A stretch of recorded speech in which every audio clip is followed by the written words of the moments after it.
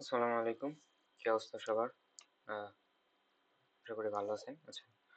বাংলাদেশে রিসেন্টলি উম ২-৩ দিন আগে মানে ২ দিন আগে সম্ভবত ওই ম্যাথস থেকে যারা পড়াশোনা করছে ম্যাথস এর ডিএমএ ডিপ্লোমা ইন মেডিকেল সেক্টরে যারা পড়াশোনা করছে এগুলোর অনেকগুলো ধাপ আছে। ম্যাথস এর আছে, তারপর হচ্ছে আইএসটি আছে, ইনস্টিটিউট অফ হেলথ টেকনোলজি, এখান থেকে যারা পড়াশোনা করছে ওনারা হচ্ছে আন্দোলন করছিল। আন্দোলন করে হচ্ছে BM and DC Bangladesh medical and dental council থেকে রেজিস্ট্রেশনের জন্য ওরা আহ, আন্দোলন করছিল। করার পরে হচ্ছে ওরা সম্ভবত রেজিস্ট্রেশন পাইছে। আর 21 তারিখে হচ্ছে আমাদের যারা মেডিকেল স্টুডেন্ট আছে, মেডিকেল স্টুডেন্ট ডক্টর যারা আছে তারা হচ্ছে একটা আন্দোলন বা লং মার্চের ডাক দিছে আর কি। সো আপনারা হচ্ছে মেডিকেল সেক্টর নিয়ে একটু ভালোই আলোচনা দেখবেন।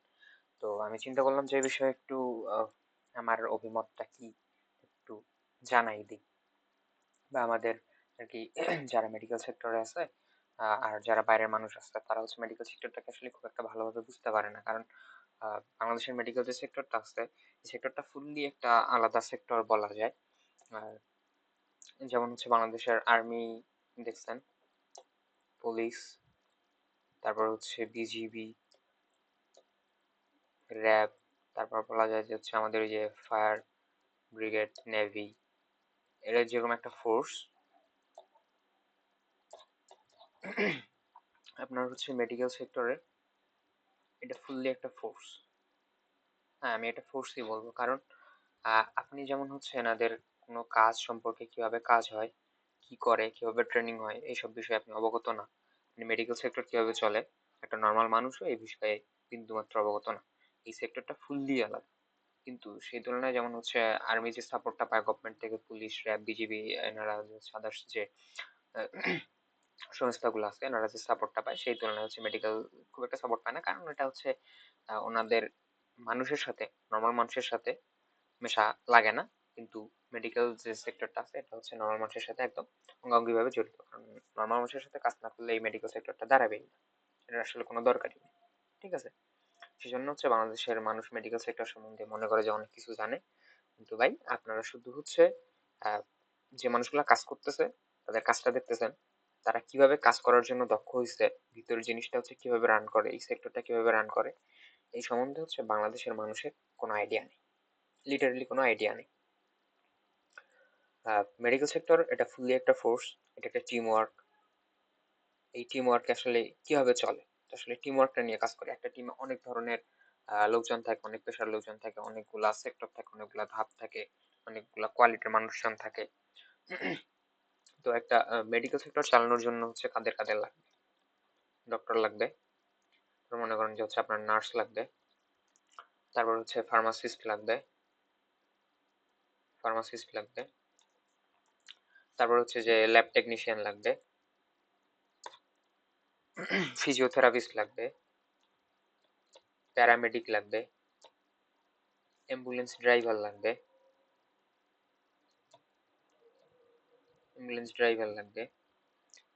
ডায়েটিশিয়ান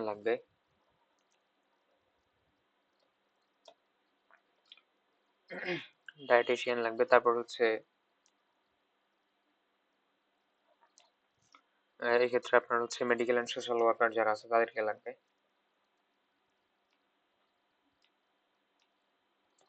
তারপরে যারা হচ্ছে পরিষ্কার পরিচ্ছন্নতা কাজ করে, ক্লিনার,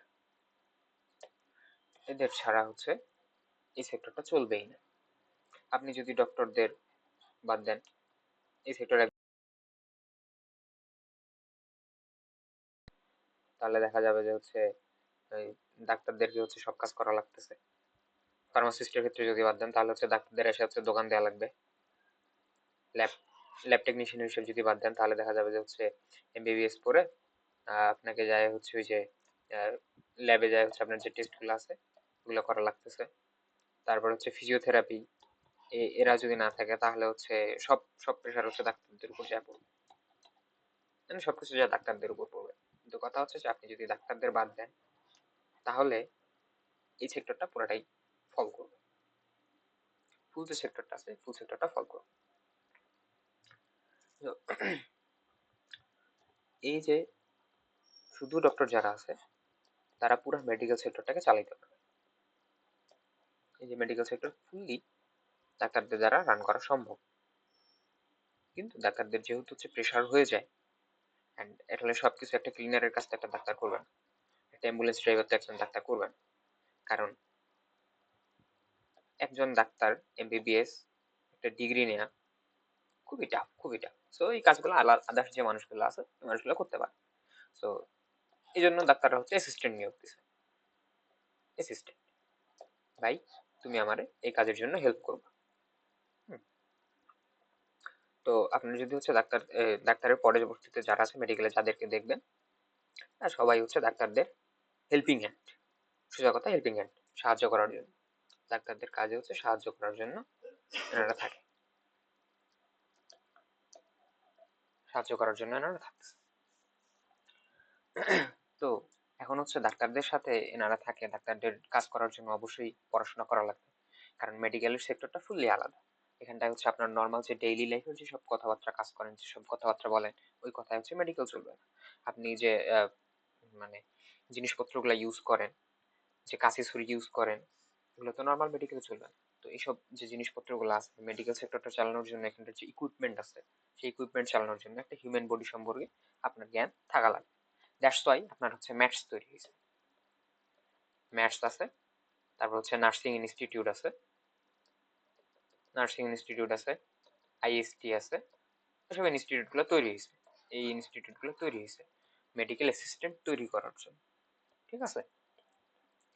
তো আপনি হচ্ছে মেডিকেল অ্যাসিস্ট্যান্ট হইলেন, মেডিকেল অ্যাসিস্ট্যান্ট হইলেন ভালো কথা। মেডিকেল অ্যাসিস্ট্যান্ট হওয়ার পরে আপনি যদি আইসা হচ্ছে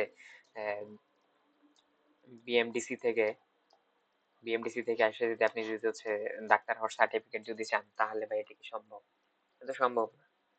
আচ্ছা, এমবিবিএস পাস করার জন্য আপনাদেরকে হচ্ছে বলি, আমাদের আইটেম দিতে হয়, আইটেমের টেবিলে বসতে হয়। এই আইটেমের হচ্ছে আপনারা রিলেট করতে পারবেন যদি কেউ কখনো ওই পুলিশের জেরা আছে না, পুলিশ জেরা করে না, ওই পুলিশের জেরা যদি কাউকে করছে, অথবা কেউ যদি হচ্ছে উকিলের আর পুলিশের জেরার মধ্যে পড়ছে, তাহলে হচ্ছে বুঝবেন এই আইটেমের টেবিলের সাথে অনেকটা তুলনা করা যায়। যে আপনি কিছু একটা বলবেন, এটার হচ্ছে লেজুর আছে না, এই লেজুর ধরে আপনাকে প্রশ্ন করতে থাকবে। হ্যাঁ, এই আইটেম টেবিলে সেম কাজ হয়, আমাদের ভাইবা বোর্ড গুলাতে সেম কাজ হয়। এটা একটা আতঙ্ক, এই যে আমাদের ভাইবা বোর্ড গুলো হচ্ছে মেডিকেল স্টুডেন্টের জন্য একটা আতঙ্ক, ঠিক আছে? তো এইখান এরকম হচ্ছে হাজার খানেক আইটেম দিয়ে, হ্যাঁ, মনে করেন যে হচ্ছে হাজার খানেক আইটেম দিয়ে তারপরে হচ্ছে 5 বছরে আমার হচ্ছে এমবিবিএস টা শেষ করা লাগে।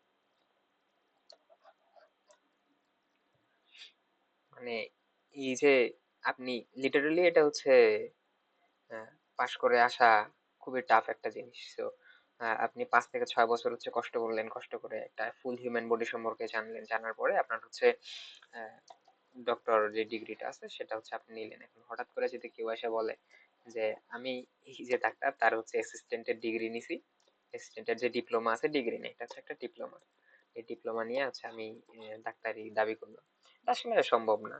ঠিক আছে, আচ্ছা ঠিক আছে, ধরলাম যে হচ্ছে আমাদের বিএমডিসি তাদেরকে ওয়ান কাইন্ড অফ ডক্টর লেখার মতো অনুমতি না দিলেও ওয়ান কাইন্ড অফ দিয়ে দিছে আর কি, ঠিক আছে? কারণ হচ্ছে আপনি বিএমডিসি তে যাই যদি দেখেন, তাহলে ডিপ্লোমাধারীদের হচ্ছে আপনার রেজিস্ট্রেশন নাম্বার পাবেন, রেজিস্ট্রেশন নাম্বারটা পাবেন।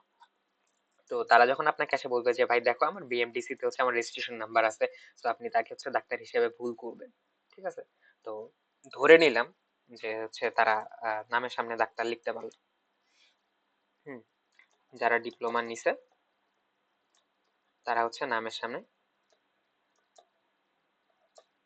ডাক্তার লিখবে, মানে এটা লিখবে আর কি, ঠিক আছে? তাহলে আপনি ম্যাক্সিমাম মানুষ হচ্ছে দেখে না, আমাদের গ্রামের থেকে যারা আসছে কিংবা যারা থাকে তারা দেখে না যে এটা ডাক্তার এমবিবিএস পড়ছে নাকি হচ্ছে ডিপ্লোমা করছে নাকি ম্যাথস থেকে পড়ছে, তারা সব দেখেন। আচ্ছা ঠিক আছে, ধরলাম যে নামের সামনে ডাক্তার দেখে আপনি চলে গেলেন, তাহলে কি হবে? তার একটা প্রমাণ, খুব বড়সড় একটা প্রমাণ হচ্ছে উম, বাংলাদেশে antibiotic resistance, antibiotic resistance, antibiotic resistance যে জায়গায় হচ্ছে আমার নর্মাল কিছু অ্যান্টিবায়োটিক দেয়া, পেনিসিলিন, তারপর হচ্ছে সেফিক্সিম, অ্যামোক্সাসিলিন,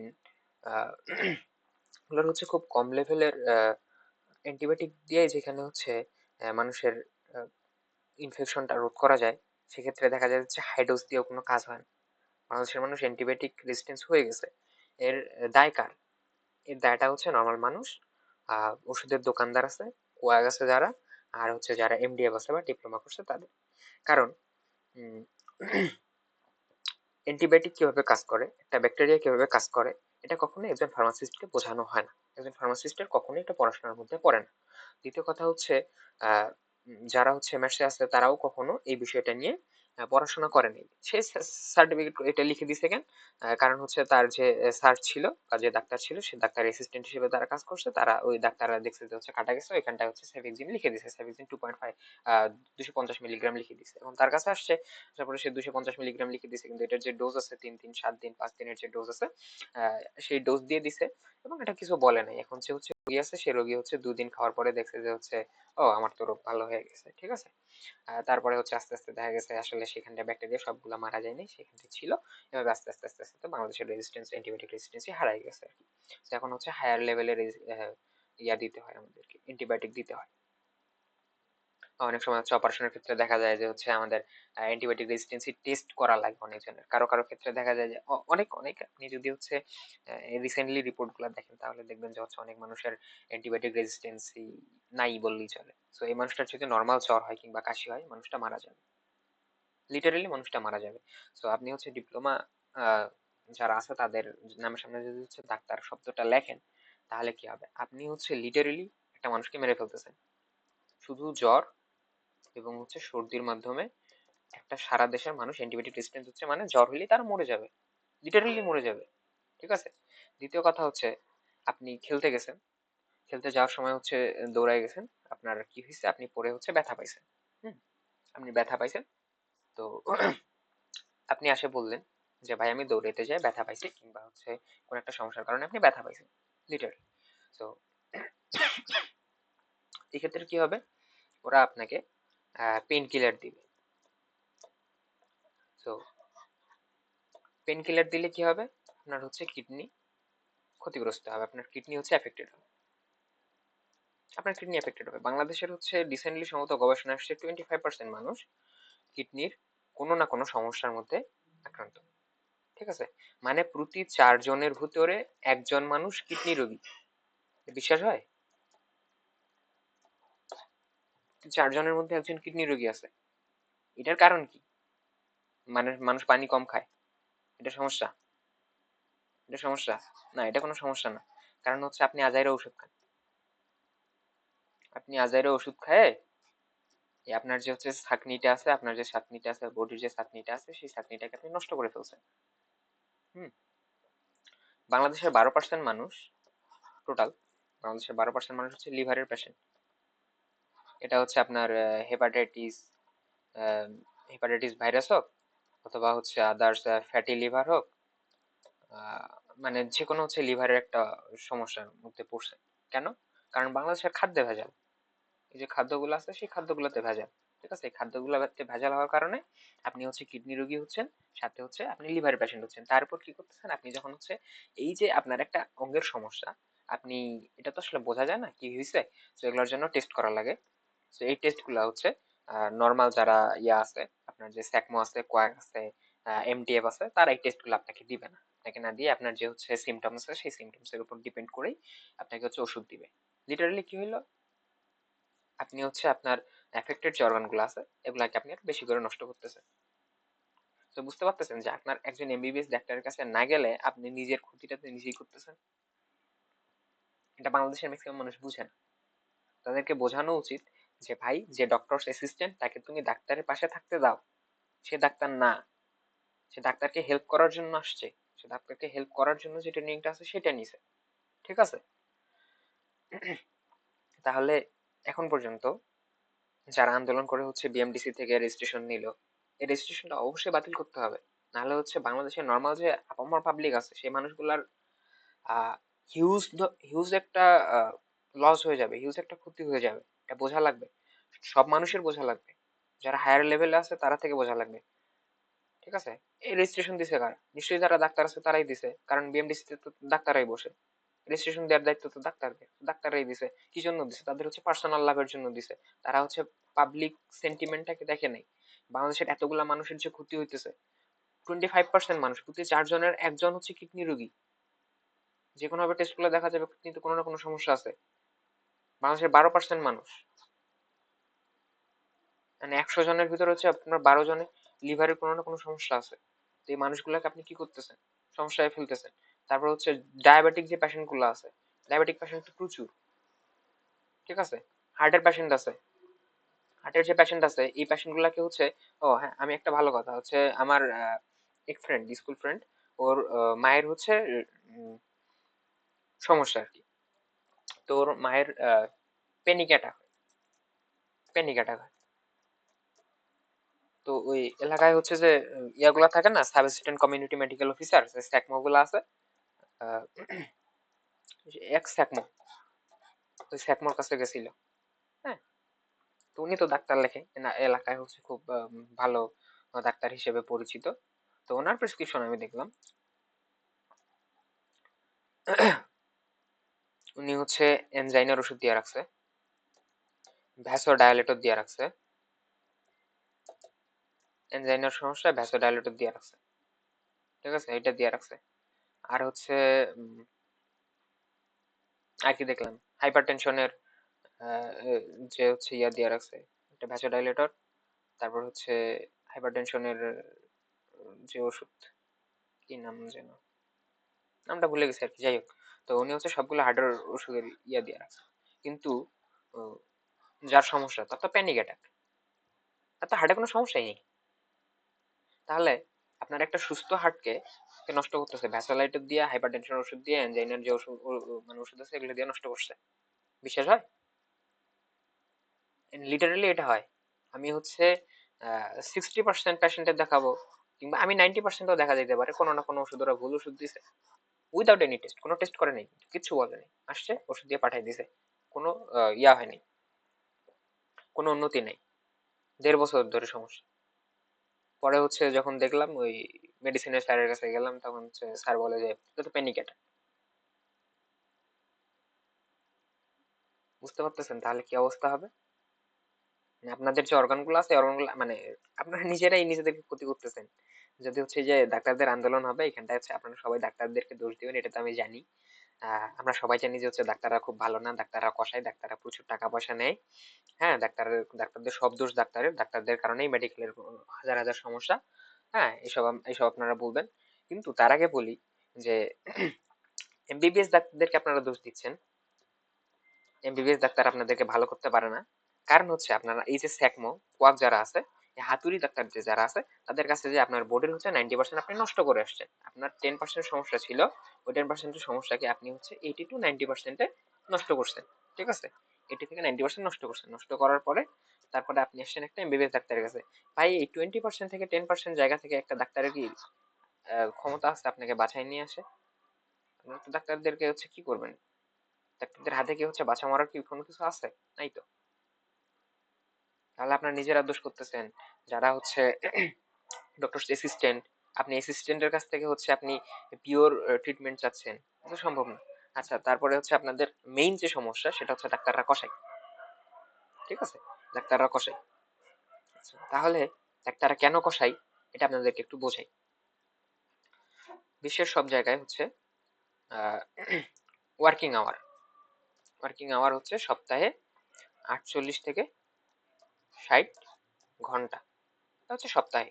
তাহলে এটাকে যদি আপনি হচ্ছে আহ, বাংলাদেশে একদিন বন্ধ থাকে শুক্রবার, উম, তো শুক্রবার যদি হচ্ছে বন্ধ থাকে, তাহলে বাকি থাকে হচ্ছে 6 দিন। তাহলে হচ্ছে 6 × 48, 8 ঘন্টা থেকে ঘন্টা কত ঘন্টা হচ্ছে,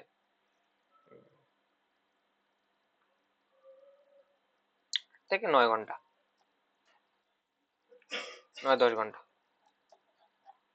এই এটা হচ্ছে 8 ঘন্টা হচ্ছে পারফেক্ট টাইমিং, 8 ঘন্টা হচ্ছে, আর 9-10 ঘন্টা এটা হচ্ছে ওভার টাইম। ওভার টাইম হিসেবে কাউন্ট হয়, কিন্তু এটা ওভার টাইম হিসেবে আমরা ধরি না, ঠিক আছে? তো সব জায়গায়, বিশ্বের সব জায়গায় ম্যাক্সিমাম ক্ষেত্রে, তো আপনাকে ডেইলি হচ্ছে 8 ঘন্টা করে কি করা লাগে, হাসপাতালে থাকা লাগবে। পেশেন্ট দেখা লাগবে একজন ডাক্তারের ক্ষেত্রে। আচ্ছা, সপ্তাহে এটা। আচ্ছা, যাই হোক, এটা সে বাদ দিলাম সব জায়গায়। তো আমি হচ্ছে টাইম লিমিটটা সেম করে দিলাম, যে হচ্ছে আপনি 8 ঘন্টা ডেইলি 8 ঘন্টা করে যদি হচ্ছে বাংলাদেশে কাজ করেন, তাহলে আপনি কত বেতন পাবেন। একটা ওভারভিউ। এটা হচ্ছে আমি আপনাদেরকে চ্যাট জিপিটি থেকে দেখাই। এখান থেকে বাংলাদেশের টাইম ক্ষেত্রে যদি যাই,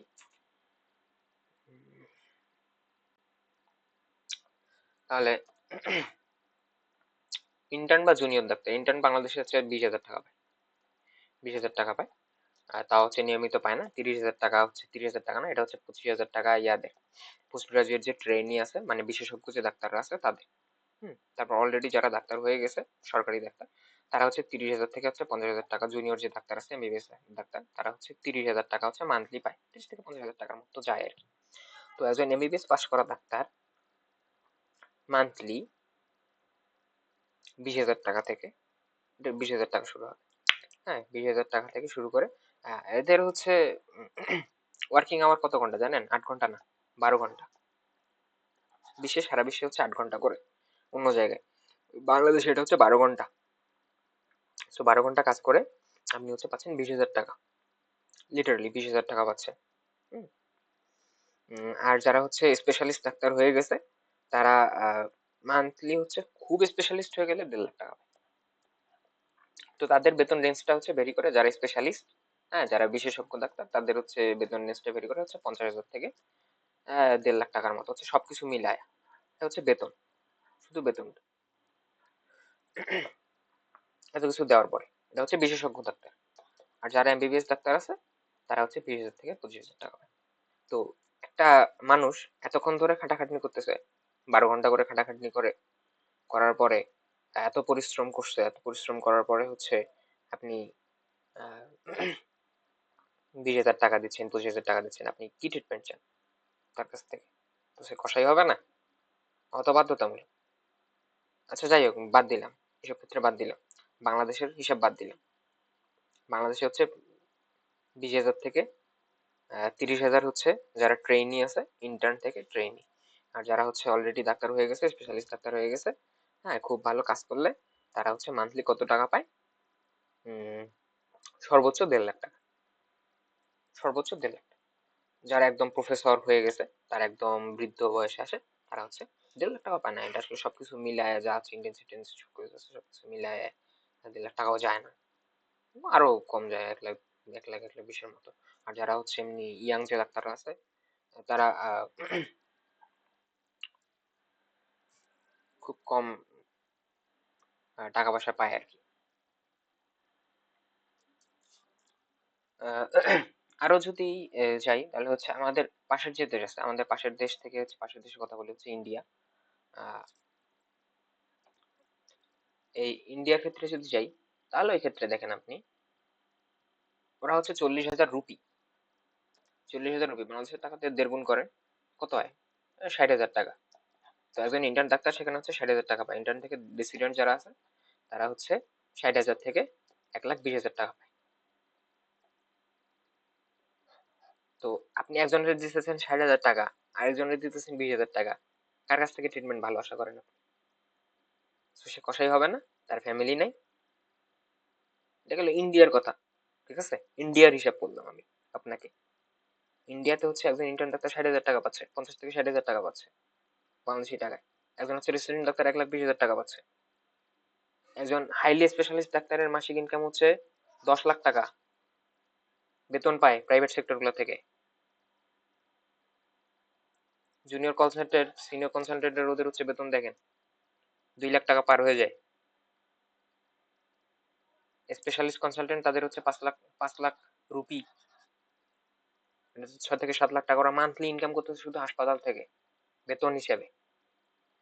আপনি কোথা থেকে তাহলে হচ্ছে ভালো ট্রিটমেন্ট চাবেন? আপনি হচ্ছে বেতন দিবেন 20,000 টাকা, আর হচ্ছে চাবেন হচ্ছে আপনি 1 লাখ টাকার ট্রিটমেন্ট, এটা তো হয় না।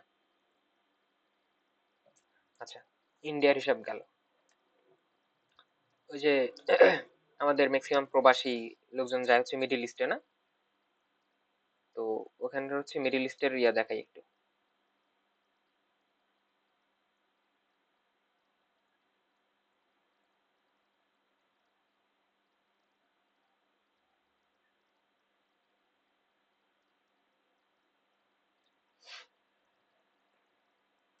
দেখেন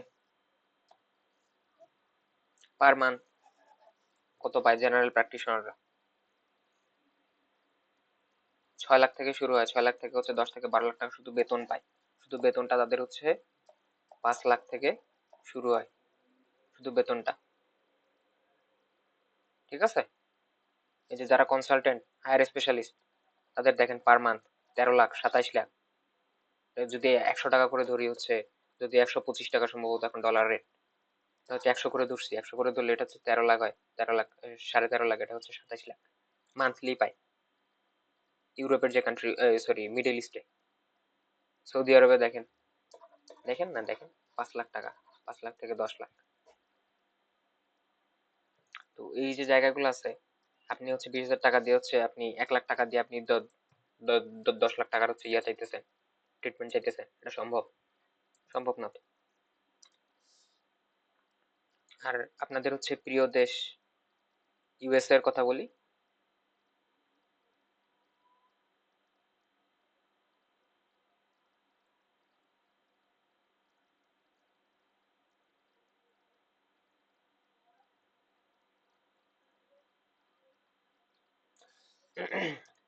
ওদের অ্যানুয়াল মানে বাৎসরিক কত করে দেখেন, একটু দেখেন কত হয়, হিসাব করেন। তো ওদের যে ইন্টার্ন ডাক্তার আছে, ওদের ইন্টার্ন ডাক্তারের হচ্ছে মান্থলি মিনিমাম 5 লাখ, 4 থেকে 5 লাখ টাকা হচ্ছে ইন্টার্ন যে ডাক্তার আছে তারা মান্থলি এত করে হচ্ছে মান্থলি পায়। ঠিক আছে, আর যদি হচ্ছে বাৎসরিকের ক্ষেত্রে যাই, যারা ডক্টর হয়ে গেছে অলরেডি, তাদের হচ্ছে মান্থলি ইনকাম 20 লাখ টাকা থেকে শুরু হয়। আপনার আপনার হচ্ছে 20 লাখ টাকা থেকে শুরু হয়। তো ওইখান থেকে যদি আপনি হচ্ছে ট্রিটমেন্টের চিন্তা করেন, আপনি 20,000 টাকা দিয়ে কিংবা 1 লাখ টাকা দিয়ে 20 লাখ টাকার হচ্ছে আপনি ট্রিটমেন্ট চান, এটা তো পসিবল না। তাহলে হচ্ছে আমার এই 20 লাখ টাকা ইনকাম করার জন্য আপনার আমার কি হইতে হবে? অবশ্যই আমার কসাইগিরি করা লাগবে, তাছাড়া তো কোনো উপায় নেই। তো এটা বলবেন না আসলে আপনি ইন্টারন্যাশনাল ট্রিটমেন্ট চাচ্ছেন, ইন্টারন্যাশনাল লেভেলের ট্রিটমেন্ট চাচ্ছেন, এখন বলেন যে হচ্ছে ইউএস এর যে ট্রিটমেন্ট সেই ট্রিটমেন্ট তো আপনারা দিতে পারেন না, তাদের অনেক প্রশিক্ষণ টশিক্ষণ আছে, হ্যান আছে ত্যান আছে। ভাই আপনি হচ্ছে ইউএসএমএলই দেন, ইউএসএমএলই দেন, এমআরসিপি দেন, তারপর হচ্ছে পিল্যাব দেন, দিয়ে হচ্ছে এই দেশগুলাতে আমাদের বাংলাদেশ থেকে হচ্ছে প্রচুর ডাক্তার যায়, বাংলাদেশ থেকে প্রচুর ডাক্তার যায়। ঠিক আছে, তো আপনি অনেক টাকা পয়সা খরচ করে ওইখানে যান, যায় দেখবেন আপনার যদি হচ্ছে আহ, কপাল ভালো হয় আর কি, কপাল খারাপ না, আপনার যদি কপাল ভালো হয় তাহলে দেখবেন যে এখানে একজন হচ্ছে বাংলাদেশি ডাক্তার আপনাকে ট্রিটমেন্ট দিচ্ছে, অনেক ভালো ট্রিটমেন্ট দিচ্ছে। বুঝতে পারছেন? তো বাংলাদেশ থেকে হচ্ছে অনেক মানুষ যায় এই ডিগ্রি গুলা নিয়ে, বাংলাদেশ থেকে অনেক মানুষ যায় বাইরে আপনাকে ট্রিটমেন্ট দেওয়ার জন্য, বাইরে যায় আপনাকে ট্রিটমেন্ট দেওয়ার জন্য। আপনি এত টাকা পয়সা খরচ করে এখানে যাবেন, যাই হচ্ছে এখন বাংলাদেশি ট্রিটমেন্ট নেবেন, এন্ড এটাই হয়, লিটারালি এটা হয়। ঠিক আছে, তাহলে কি দাঁড়াইলো যে হচ্ছে আমাদের যে সেক্টরটা আছে, আমাদের হেলথ সেক্টরটা, এই হেলথ সেক্টরটা ফুললি একটা আলাদা একটা স্পেশালাইজড সেক্টর। হ্যাঁ, এটা নর্মাল মানুষদেরকে নিয়ে কাজ করে, নর্মাল মানুষদেরকে নিয়ে কাজ করতেছে, কিন্তু এটা ফুললি একটা ফোর্স। হ্যাঁ, তো আমাদের হচ্ছে ড্রেস আপটা আলাদা হওয়া দরকার, আমাদের কাজটা আলাদাভাবে করা দরকার। তারপর হচ্ছে যারা ডক্টর অ্যাসিস্ট্যান্ট আছে তাদেরকে, তারা যেটার জন্য যোগ্য, তারা যেটা প্রাপ্য তাদেরকে সেটা দেওয়া দরকার, কিন্তু তাদের ডাক্তারের হচ্ছে সমান মর্যাদার, সমান হচ্ছে পদাধিকারের দাবি করতে পারে না। ঠিক আছে না, তো এটা দেওয়া যাবে না। আর কসাই বলার আগে তাদের হচ্ছে ইন্টারন্যাশনালি যে বেতনটা আছে সেই বেতনটা নিশ্চিত করেন, তাহলেই হয়। জাস্ট এতটুকু।